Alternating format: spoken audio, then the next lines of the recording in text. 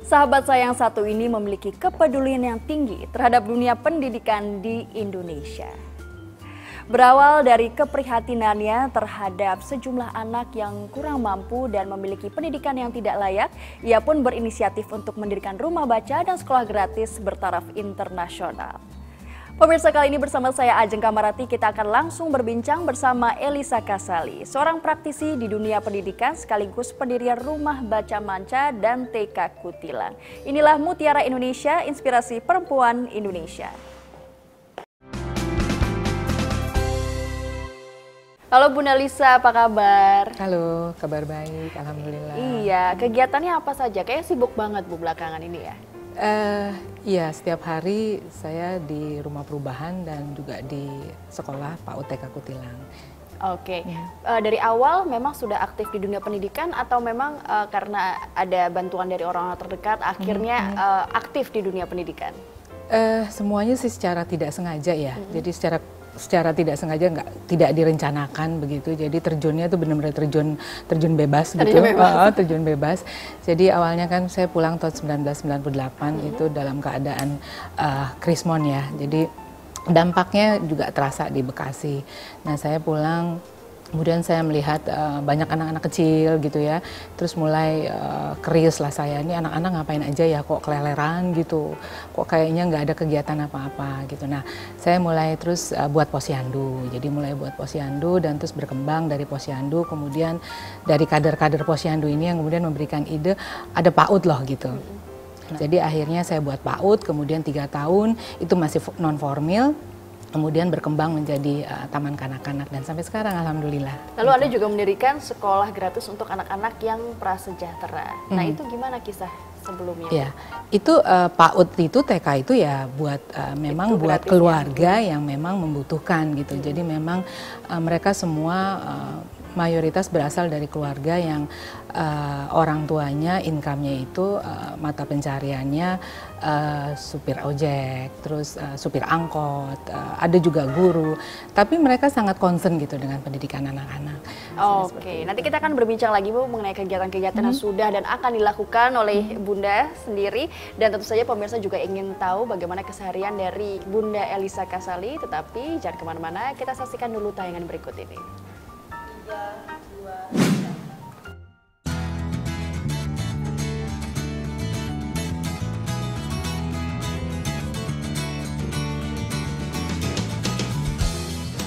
Pendidikan adalah kunci perubahan peradaban. Itulah yang menjadi keyakinan Elisa Kasali. Perempuan lulusan Universitas Illinois, Amerika Serikat ini berhasil membuat gebrakan besar di tengah krisis moneter yang terjadi di Indonesia pada tahun 1998. Berawal dari keprihatinannya melihat banyak anak tidak mampu yang hidup di jalan dan tidak mendapatkan pendidikan yang layak. Ia lalu mendirikan sekolah gratis yang diberi nama PAUD TK Kutilang. Sekolah ini membantu anak-anak tidak mampu di Jatimurni, Bekasi, Jawa Barat. Berbeda dengan sekolah formal lainnya, PAUD TK Kutilang menekankan pola pembelajaran yang membangun karakter dan nilai-nilai kehidupan, seperti kejujuran, cinta kasih, dan juga tanggung jawab. Untuk meningkatkan minat baca anak-anak didiknya dan mencegah mereka turun ke jalan, Elisa juga mendirikan Rumah Baca Manca yang memiliki koleksi buku lebih dari 5.000 buah.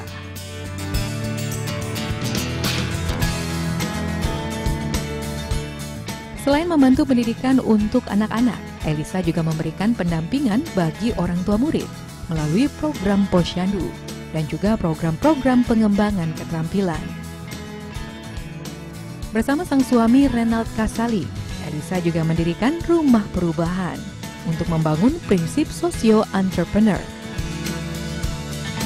Melalui gerakan pendidikan yang dilakukannya, Elisa berharap semakin banyak anak yang mendapatkan haknya untuk memperoleh pendidikan yang layak dan ramah anak.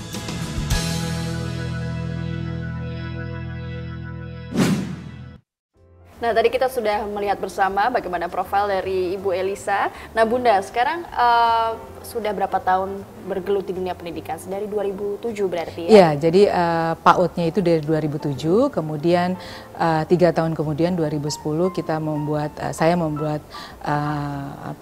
yang lebih formal, jadi formal Taman Kanak-Kanak, dan sampai sekarang berarti sekitar dari 2007 sampai 2016 ya, sudah hampir 9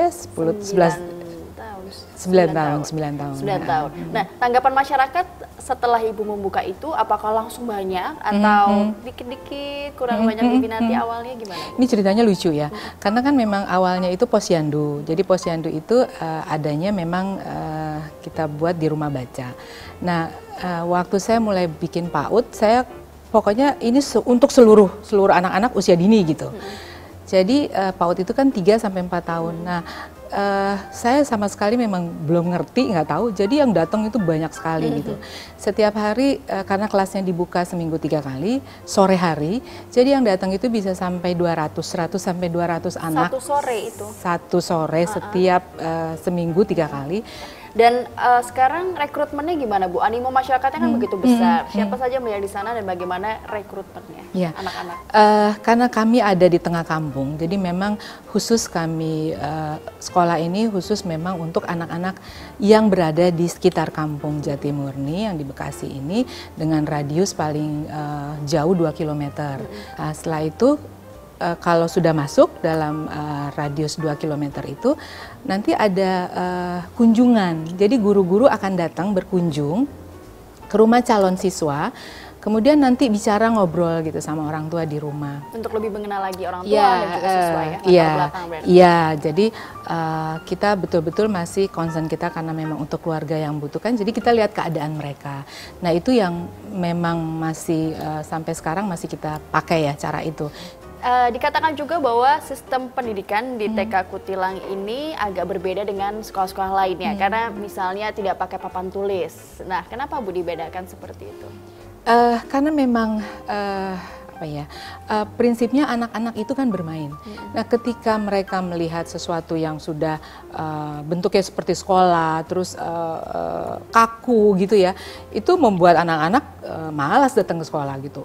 Takut gitu kan. Ya, formal banget gitu kan. Bahwa anak-anak itu adalah bermain. Jadi kami mengadop satu metode, kurikulum tetap kurikulum pemerintah, kami ikut Dignas, tapi metode pengajarannya itu yang berbeda. Jadi kami mengadop satu metode dari Florida namanya BCCT atau Sentra gitu, Center.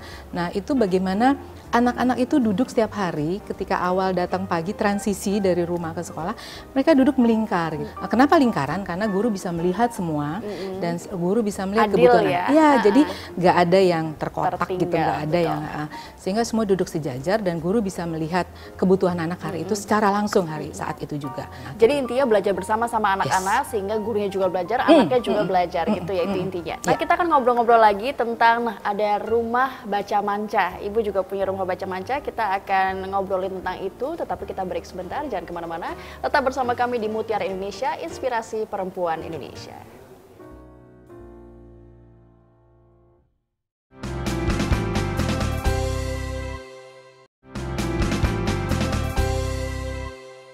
Nah Bun, selain sekolah, Ibu juga mendirikan rumah baca, rumah baca manca namanya. Ceritain dong Bu, bagaimana, kenapa namanya rumah baca manca, lalu apa aktivitas yang dijalankan oleh anak-anak, dan kenapa rumah baca? Nah, jadi awalnya tuh saya pulang ke Indonesia tuh bawa buku banyak sekali ya. Nah, karena di kampung, anak yang kecil ini waktu itu masih usia 3 tahun. Dia ajak teman-temannya ke rumah gitu. Semua bukunya dalam bahasa Inggris, tapi anak-anak kok ternyata seneng ya, rupanya mereka baca gambar. Oh, dia lihat gambarnya lihat gitu gambar ya? itu rupanya mereka baca gitu. Terus saya mulai dong kepikiran gitu ya, kasihan ya anak-anak ini cuma duduk di teras gitu. Terus kalau dengar azan gitu, karena kita di kampung kan jadi musolanya deket sekali. Dengar azan terus mereka pulang, terus kembali lagi gitu. Nah saya mulai deh mikirin gitu ya, pas kebetulan di depan rumah ada lahan, nggak terlalu besar. Saya mulai, gimana kalau kita bikin satu tempat gitu, satu tempat yang mungkin bisa jadi di situ bukan konsepnya perpustakaan, tapi tetap seperti rumah gitu, suasana rumah, sehingga desainnya itu dengan plafon tinggi, kemudian mereka duduk di lantai. Jadi ada tempat mandinya juga iya, katanya. terus Itu kenapa Bu ada tempat itu mandi? juga begitu. Jadi awalnya karena terus buka kan, karena rupanya saya coba survei, ternyata SD-SD di sekitar Jatimurni itu yang namanya perpustakaan ya bukan seperti perpustakaan gitu. Karena bukunya waktu itu baru hanya dari buku saya, dan kemudian saya juga dapat bekerja sama bantuan dari beberapa BUMN, jadi saya dapat buku waktu itu sekitar 2.500 ditambah dengan buku-buku anak-anak, lumayan pada waktu itu. Nah jadi nggak boleh bawa pulang gitu. Tapi ketika datang anak-anak, loh ini kok pakai pajama gitu loh. Oh iya, pakai jadi pajama, baju tidur. jadi pakai baju tidur. Wah, nggak bisa nih begini. Jadi saya mulai bikin aturan, yang datang ke rumah baca harus sudah mandi. Rupanya nggak bisa juga begitu. Oh, kita harus buatkan tempat mandinya. Kalau ada tempat mandi, mereka automatically mau tuh. Nah, jadi udahlah mereka shower gitu ya. Seru rupanya, jadi ada handuk segala macam. Jadi berasa di rumah gitu ya, tidak berasa gitu. di library yang formal. Iya, iya. Dan jadi buat kami buku itu penting karena apa ya? Mereka bisa melihat dunia dari buku gitu. Betul, dunia lebih luas dari buku, dan dengan buku itu mereka membangun imajinasi, mereka membangun bahasa, lebih ya kan? kreatif juga. Dan sangat pasti gitu. Jadi buku itu seperti kendaraan buat mereka untuk melihat dunia yang lebih luas. Oke, tentu saja Bunda Lisa ini punya banyak sekali program-program yang akan dijalankan ke depannya, seperti ada program lain yang di TK Kutilang itu juga ada ya Bu ya. Boleh ceritakan sedikit Bu? Ya, jadi saya berkeyakinan, dan setelah ini kan observasi kita kan selalu melihat evaluasi setiap tahun. Jadi setiap tahun saya melihat bahwa sekolah bisa saja bagus gitu, tapi tanpa kontribusi keterlibatan orang tua, sekolah nggak bisa jadi apa-apa gitu. Akhirnya saya harus memikirkan bagaimana ya satu program yang membuat orang tua terlibat aktif gitu. Nah, awalnya kan kita mungkin pada umumnya sekolah ada parenting gitu, bagus itu. Tapi ternyata setelah saya coba mendatangkan beberapa orang gitu ya mereka cerita tanpa ada efek gitu. Artinya mereka cerita tanpa tahu bahwa ada masalahnya apa ya di sekolah ini, masalah orang tua dengan anak apa ya gitu. Oh ternyata itu nggak cukup kena ya di Kutilang. Tidak menyelesaikan. Iya, tidak menyelesaikan masalah. Sehingga akhirnya saya coba membuat satu program, kita bilangnya POMA atau Program Orang Tua Membangun Anak. Nah program ini kita buat secara rutin, jadi keterlibatan orang tua, kedua orang tua itu dalam bentuk diskusi Mbak. Jadi setiap kelompok usia orang tuanya akan datang, kemudian saya akan angkat tema-tema atau materi-materi yang sangat dekat dengan keluarga gitu. Jadi misalnya awal tahun ajaran saya akan membuat satu materi yang misalnya kita bicara mengenai aturan di rumah, atau kita bicara mengenai values. Hal-hal kecil ya yang dan suka terlewat. Values yang mungkin buat semua orang sudah tahu bahwa di rumah itu harus kita anak-anak atau orang tua lah ya, mungkin anak belum ngerti, tapi orang tua tahu harus jujur. Tapi jujur yang seperti apa sih gitu. Jadi kita mengangkat 18 sikap, itu kita ambil dari dalam Al-Quran. Kemudian values, tata nilai gitu, bahwa manusia itu dia mau jadi apapun, sebagus apapun, kalau tidak memegang tata nilai, tidak memegang values, tidak punya aturan, ya dia nggak akan bisa jadi apa-apa. Wah, menarik sekali. Nanti kita akan bahas lagi Bu mengenai POMA ini, tetapi kita akan lihat dulu bagaimana pendapat orang-orang terdekat Ibu mengenai sosok Ibu Lisa sendiri. Tetapi kita lihat dulu yang satu ini.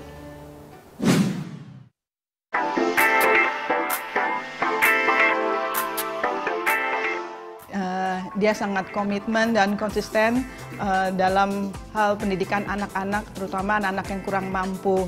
Itu sudah dari dulu Lisa ya begitu. Rajin berjuang untuk keluarga gitu.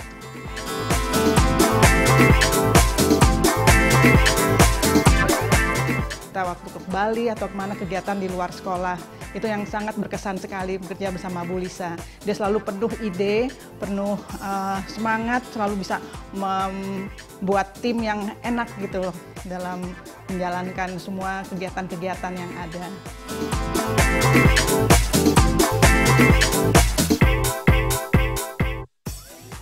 Kalau bisa itu yayasan perubahan itu seperti itu ataupun ditingkatkan.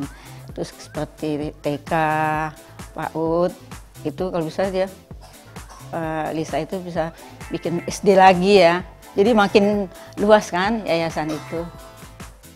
Semoga Lisa tidak bosan untuk berbuat kebaikan meskipun itu tidak sempurna, dan jangan pernah bosan untuk berbuat kebaikan. Tetap tersenyum, tetap sabar, dan tetap semangat. Nah itu dia Bunda Lisa, kita sudah lihat bersama-sama bagaimana tanggapan orang-orang terdekat terhadap sosok Bunda Lisa ini sendiri dan kesuksesan yang sudah dijalani sampai sekarang ini. Ada yang mengatakan dari sahabat terdekat bahwa Bunda ini sangat komitmen dan konsisten untuk membantu pendidikan anak-anak yang berada di bawah garis kurang mampu. Nah tanggapan Bunda gimana? Nah artinya kalau tidak ada konsistensi di situ, main-main, apa jadinya anak bangsa ini gitu. Jadi ketika kita memang ingin melakukan, mungkin bukan hanya di pendidikan, ketika kita ingin melakukan sesuatu, ingin berbuat sesuatu, ingin berbagi, ya memang harus konsisten gitu. Jadi jangan setengah-setengah. Kalau setengah-setengah lebih baik mundur gitu. Saya jalan, saya menikmati ini, dan saya merasa bahwa setiap hari saya harus memberikan lebih gitu. Nah saya juga penasaran Bu, bagaimana dorongan atau dukungan dari suami Ibu sendiri, Bapak Renat Kasali, untuk mendampingi Ibu, untuk membantu Ibu saat Ibu menjalani program-program di dunia pendidikan ini? Beruntung saya mempunyai bapak yang sangat support gitu, bukan juga berarti bahwa karena sama-sama ya, terus tanpa sengaja jadi sama-sama saya di pendidikan dini, kemudian bapak di pendidikan tinggi. Tapi saya merasakan bahwa beliau sangat tulus dan sangat mensupport apapun itu yang namanya untuk anak-anak gitu. Nah Bunda Lisa ini sudah mendirikan Posyandu, lalu ada Rumah Baca Manca, PAUD, TK Kutilang, juga membentuk tadi program orang tua, membangun anak, dan mengelola rumah perubahan ya Bu dengan Bapak. Iya. Nah kita akan berbincang juga mengenai program-program tersebut, tetapi jangan kemana-mana, kami akan break sebentar, kami akan kembali tentu saja hanya di Mutiara Indonesia, Inspirasi Perempuan Indonesia.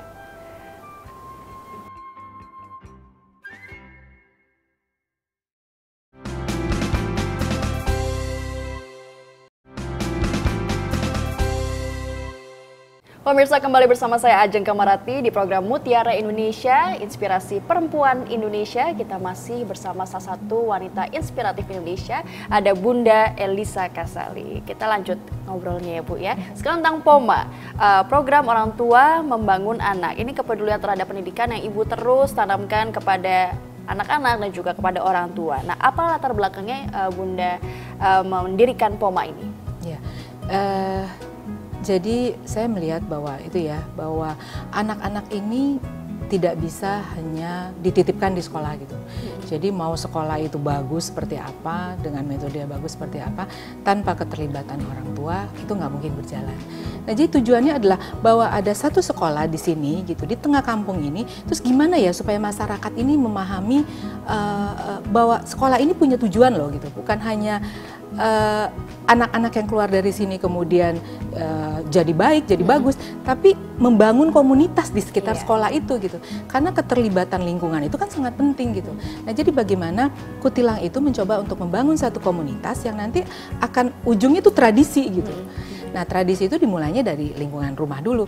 Rumah, sekolah, bangun masyarakat, bangun komunitas, jadilah tradisi yang kemudian itu akan menjadi positif membangun satu masyarakat. Iya, dan Ibu juga beranggapan bahwa pola pengasuhan orang tua yang tepat, yang benar itu bisa berimbas kepada sukses atau tidaknya seorang anak gitu ya Bu ya. Pasti. Nah, bisa jelaskan dan bagaimana kaitannya dengan kondisi sekarang? Ya. Nah, artinya apa yang disampaikan orang tua, itulah yang diikuti oleh anak. Jadi sangat penting gitu bahwa pola asuh itu harus dibenahi dari rumah. Orang tuanya harus sekolah juga gitu loh. Sekolah dalam arti kita harus bina gitu. Jadi yang belajar tidak hanya anak, tetapi kita juga berbagi dengan orang tua bagaimana cara mengasuh anak yang tepat dan juga benar. Nah, ada juga cerita tentang rumah perubahan yang ingin Ibu bagikan kepada kami semua. Apa Bu cerita dari rumah perubahan? Apakah rumah perubahan itu? Ya, rumah perubahan.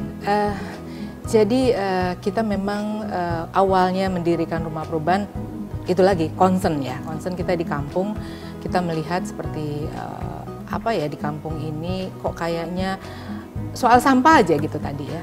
Nah terus kami mulai berdiskusi dengan saya dan Bapak mulai berdiskusi apa yang kita bisa berikan untuk orang sekitar kita gitu. Kita berada di sini, kita lihat terus kemudian sampah kadang diangkat, kadang enggak. Nah, awalnya seperti itu sih Mbak gitu. Jadi awalnya sampai sekarang sampah masih berjalan. Jadi kita pikirin gitu, gimana ya supaya setiap orang itu tidak pusing dengan sampah setiap hari gitu. Nah, jadi kita ada pengolahan sampah. Nah, kemudian kita mulai pikirkan apa ya namanya tempat ini gitu, apa yang kita bisa kontribusi untuk masyarakat, apa yang bisa kita pikirkan, kita bagi untuk masyarakat. Nah, adalah kemudian muncullah nama Rumah Perubahan. Jadi orang-orang yang datang ke Rumah Perubahan, harapan kami jadi berubah gitu, berubah dalam arti lebih positif ya, semua lebih baik, positif dan mau merubah semua gitu. Jadi membawa perubahan itu juga kepada orang lain gitu ya. Dan yang terakhir nih Bu, apa harapan dan mimpi Ibu untuk pendidikan anak di Indonesia? Iya, kalau dibilang mimpi masih banyak mimpi. Tapi harapan saya adalah bagaimana anak-anak ini punya kesempatan untuk mengeksplor ya, bisa ada kesempatan mengeksplor di mereka. Jadi PR kita itu kan gini ya, pendidikan di Indonesia itu berat gitu, berat bawa yang di punggung, berat pelajarannya, yang banyak sekali, juga banyak sekali gitu. Nah, bagaimana kita sebagai ujung tombak sekolah itu adalah guru gitu.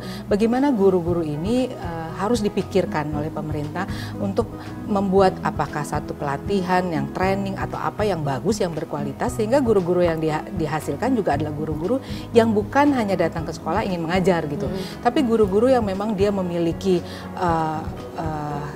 memiliki potensi, memiliki kualitas yang baik untuk anak-anak, khususnya anak-anak usia dini. Nah, guru-guru ini kan nggak bisa cuma mereka background dengan PGTK atau guru dari PGSD atau dari SMP, nggak bisa. Tapi itu harus ada training khusus gitu untuk guru-guru. Nah, jadi saya berharap bahwa pemerintah mau memikirkan supaya profesi guru ini menjadi profesi yang menjanjikan gitu, bahwa anak-anak itu ada di dalam CV-nya ingin menjadi guru gitu, terpanggil ya? Gitu, sehingga nggak lagi menjadi sebuah tempat yang hanya didatangi oleh anak-anak kemudian gurunya asal aja gitu.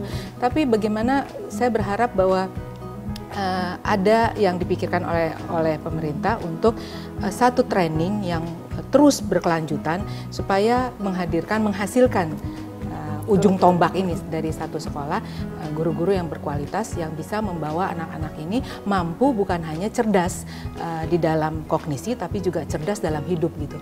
Bahwa keterampilan seseorang itu yang diperlukan adalah bagaimana dia bisa terampil dalam hidup, dia bisa solving problem dia gitu. Nah, ini kan dibutuhkan guru-guru yang terampil, dibutuhkan guru-guru yang sangat berkualitas. Jadi itu yang menjadi mimpi saya, gimana ya supaya bisa dapat atau bisa punya tempat training mungkin untuk guru-guru. Mungkin itu bisa menjadi program selanjutnya untuk Bunda ya. Terima kasih banyak Bu, semoga program-program ini bisa berjalan dengan lancar. Selalu sukses ya Bu ya, dan ditunggu lagi program-program selanjutnya untuk dunia pendidikan anak di Indonesia. Terima kasih Mbak Iza. Ya pemirsa, itulah tadi perbincangan saya di Mutiara Indonesia bersama Bunda Elisa Kasali. Tentu saja kami berharap program ini bisa menginspirasi Anda, dan jangan lupa terus saksikan Mutiara Indonesia, inspirasi perempuan Indonesia yang hadir hanya di DAI TV. Akhir kata saya Ajeng Kamarati, terima kasih dan sampai jumpa.